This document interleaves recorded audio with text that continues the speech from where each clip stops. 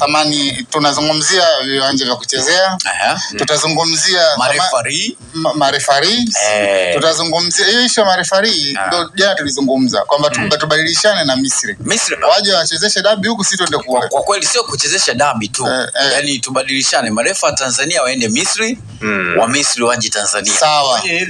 Thamani ya ligi yenyewe shauri kitu tu.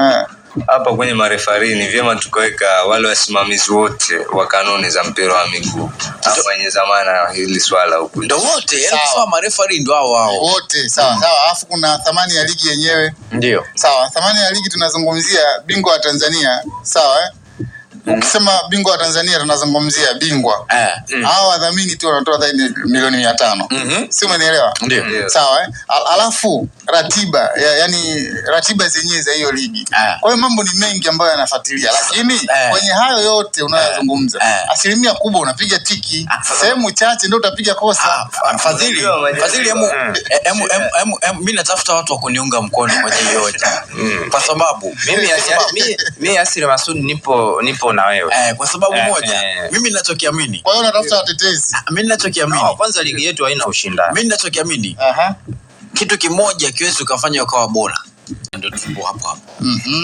Kwamba pia kocha wa timu ya taifa ya Kenya, Ben McCarthy, amewaita wachezaji 4 wanaocheza NBC Premier League kwa ajili ya kwenda kufuzu World Cup 2026.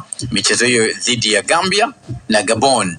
Amemuita Duka Abuya kutoka Young Africans, akamuita Apollo Otieno kutoka Dodoma Jiji, Matteo Tigis kutoka Pamba, lakini pia akamuita Envis Balanga Lupia kutoka katika klabu ya Singida Black Stars. Wachezaji wangapi hao? 4. Hapo hilo ni taifa moja.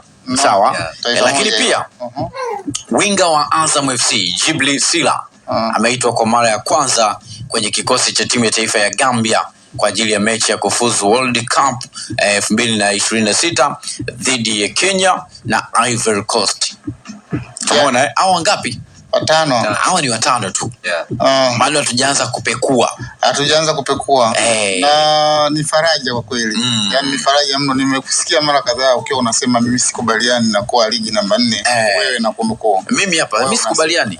Lakini sikubaliani kabisa. Nafikiri